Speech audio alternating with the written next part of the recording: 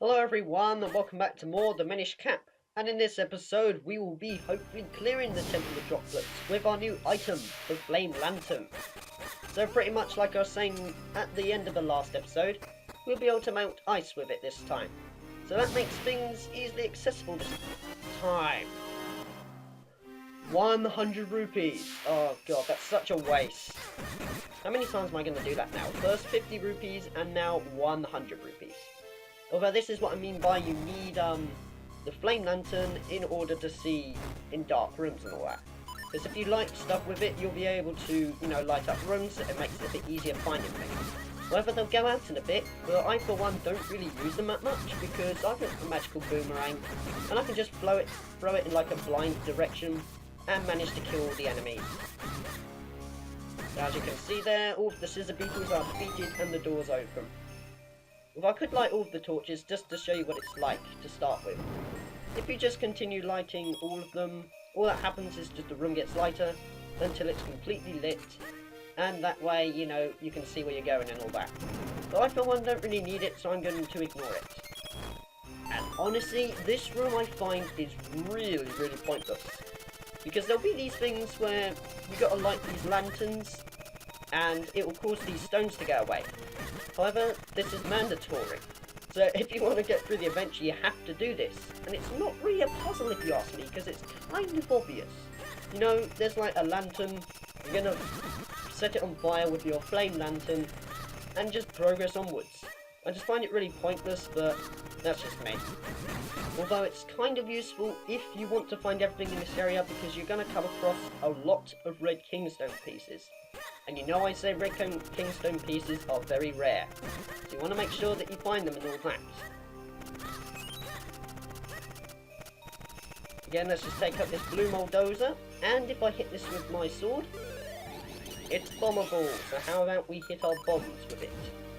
And I had to put away my flame lantern for that. I don't know why it always makes that chime for just blowing up a wall. Just a bit over the top if you ask me. And this room will be full of a lot of bulldozers, so you want to try and kill them all, obviously, because of that. You will find a small key, and I'm pretty sure you know what a small key does, so I don't have to go over that. But still.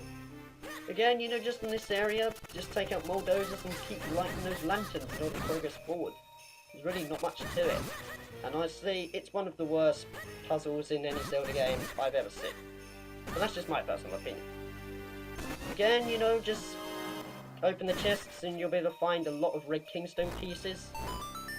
And there it is again. So you can see there that, there's a rock in the way. How am I going to get past it? Oh, I'm going to try lighting this lantern. Oh, that's it. That's all I've got to keep doing. It's rinse and repeat on this area all the time. And I, for one, just don't really approve of it. But it doesn't make the dungeon bad. It's still my favourite dungeon in the game and all that. And still, it's just how rare it is for an icy level or an underwater level to be this fun, which is why I like it a lot. Oh, and these things. These things are basically like fire snakes, and they will try to set you on fire, and I'm losing a lot of hearts. They are very annoying to dodge, and I don't know if it's worth me killing the bulldozer, but I'm still going to do it anyway. Unfortunately, it wasn't, so how about we just progress into the next room? Although when they set you on fire, even if you're like on normal land, without the ice, it's really hard to control yourself, because you just go all over the place. And I, for one, don't really like them, but that's a good thing, because, sometimes it's nice to have something you hate in the game. Which is what I like about Zelda games and all that. There'll be like these particular enemies where you think, oh god, not these guys again. Because, you gotta admit, it would be a bit boring just playing a game and being happy all, the whole way through it and all that. Because I like to have different mood swings in game. I don't know, I'm just rambling on here. Although this is another puzzle that I quite like in the game, because all you have to do is be really careful on this bit. Because you want to make sure that when you push this block downwards, you do it once. Otherwise, it will overlap the panels and you won't be able to duplicate yourself. So you want to make sure you do that. I know from experience. I didn't do this game perfect first time. I'd have to be a wizard in order to do that. And honestly, this place is kind of a clever puzzle, but I for one am not really a big fan of it. Because all you got to do is duplicate yourselves and basically duplicate yourself again to make a copy, and just make your way across here like this, go up to the left, sorry, and then activate it. And I forgot to do something, that's just great. And it's just as I say, this puzzle is really easy to do. To make it easier, I want to push this ice block to make sure, you know, that it hits a switch and all that. And honestly, I don't really see the purpose in what this ice block is used for. I mean, sure, it's, you know, so I can get past faster and make it a bit easier when going across there with my duplicate. But even so, I just find this puzzle a bit overdone with the ice blocks and everything. Because in my first time, I got through this first time. I thought, oh, that was easy. So, you know, even though there are hard puzzles in Temple of Droplets, some of them will be quite easy. And as you can see, that opens the door, allowing us to access this area.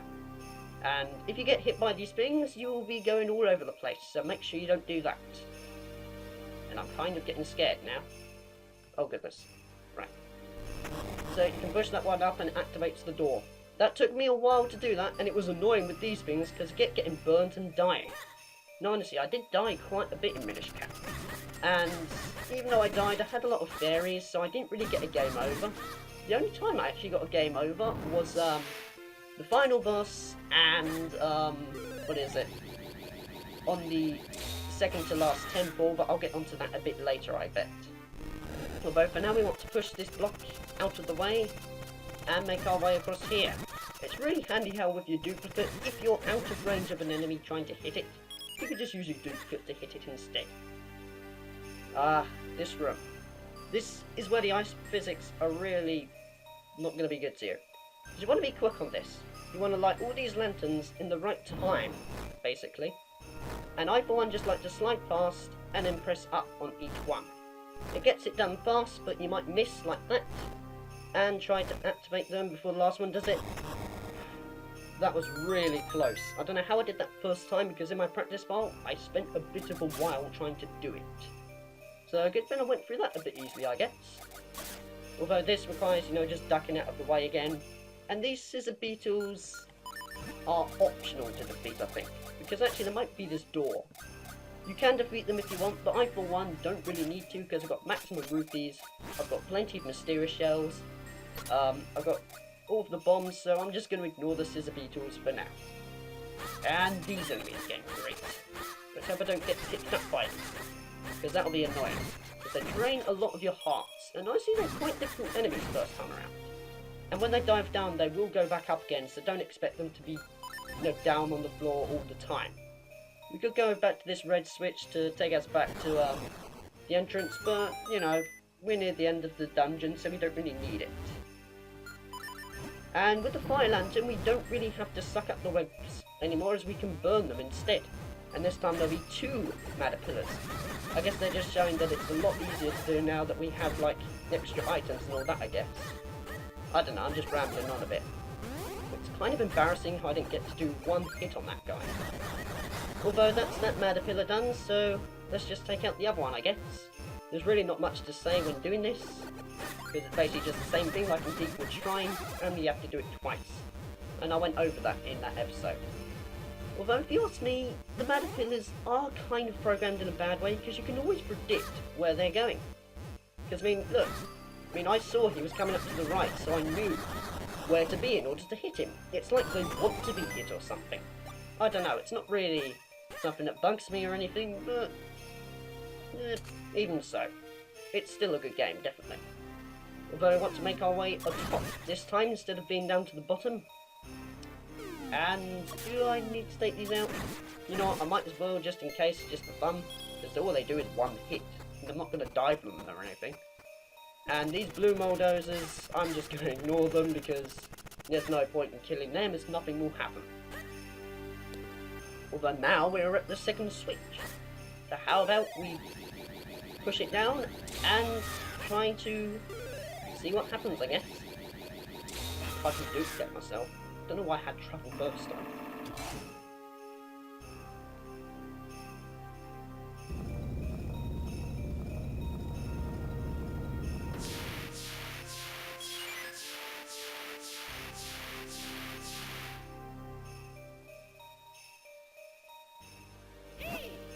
did it, Link. Now we can take the element. That was a lot of trouble, but we finally did it, and... What in blazes? Hey, something's not right here. Oh god.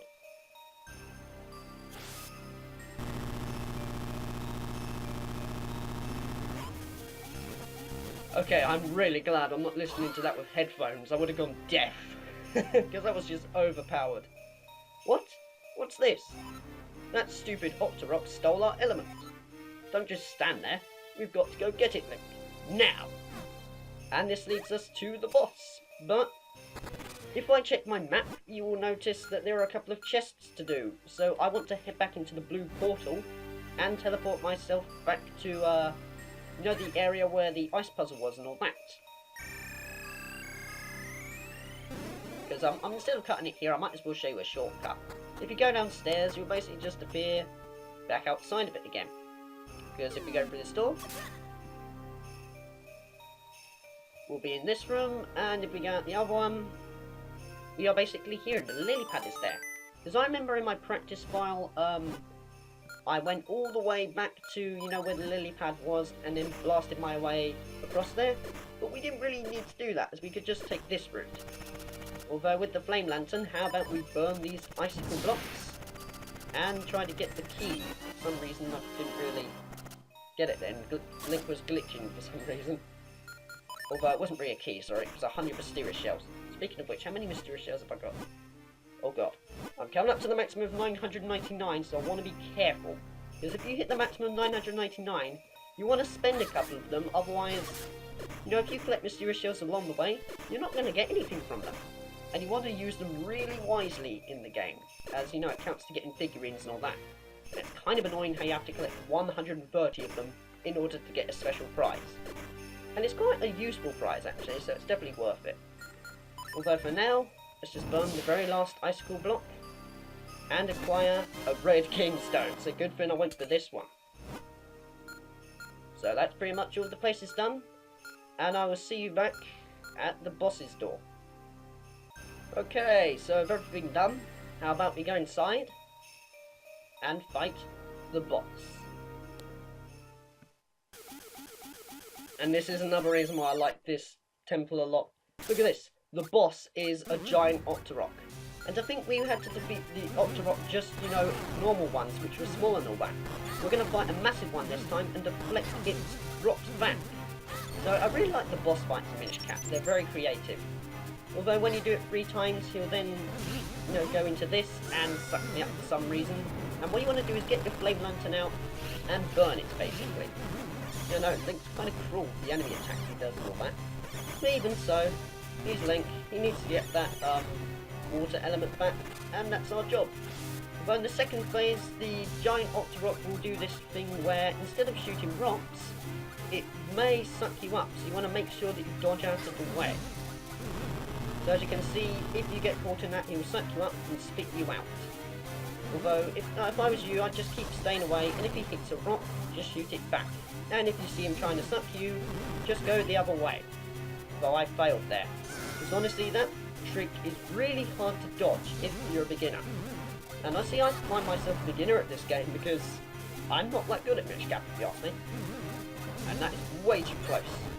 Goodness me, he's not giving me much chances, is he? But I good thing I moved out of the way because he's sucking.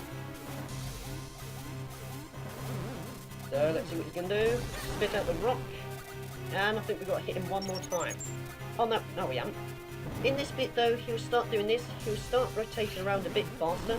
And you want to go the other way. You want to slide around so that you can grab the flower. If I can do it, that is. I keep hitting his feet now, that's pretty bad. Right. There we go. So once you just set him on fire, he'll then start going all around the place rampaging again. And we're on to this last phase. And in this fight, he has different moves in each phase, which I really like. And that's one reason why I didn't really rate the big green choo-choo fight that well. Because it's the same thing, you know, he's going to jump at you, he's going to jump a bit more. And this time we'll start trying charging at us, which will cause rocks to fall down. And he'll also do this rare move, which I may be able to show off, but it depends, basically. Because, yeah, here he is. this is the Smokescreen. What he'll do is he'll basically turn it all pitch black, and we want to watch out of the way where he's going, because he'll try to charge at us. Eventually the smoke will clear up, and we basically just want to be aware of where the bombs are and all that. So as you can see there, somehow I managed to dodge that just barely.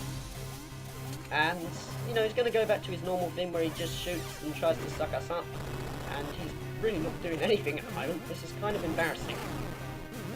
Although on the second bit, what he'll do is this. He'll keep shooting rocks and use the smoke screen again. Great. I guess there's not really much to talk about here. It's basically just the same thing. Although I guess there's water around the place. We can talk about that. We're fighting an enemy, you know, a boss on water, so that's quite rare. I like how I'm going on about how useful water is in like a boss fight. This is going really weird, oh my goodness. I'm kind of losing a lot of hearts here, so I'm not doing as good as I hoped, but I'm just here to have fun. Oh goodness. I'm actually really not doing well at all. Oh my god. Oh great, smoke screen again. You know, I might as well cut it out when he does smoke screen, because there's really not much to talk about. Is he going to shoot the rock?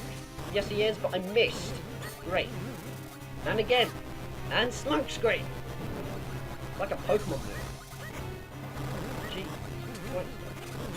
There we go. So finally with the rock hit, he is now dead.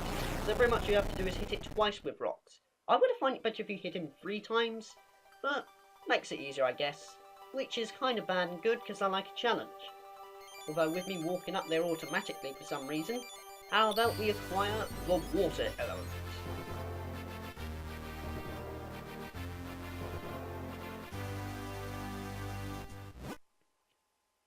You got the water element. Water quenches thirst, ends drought, and nourishes life. The water element is the embodiment of that power.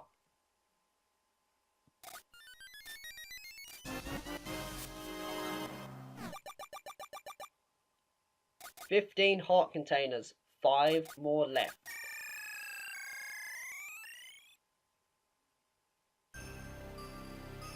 And this time it actually warps us back to the beginning of the dungeon instead of outside of the entrance. Because, well, you know, we're in a Minish area and all that. So, how about we exit out of the place?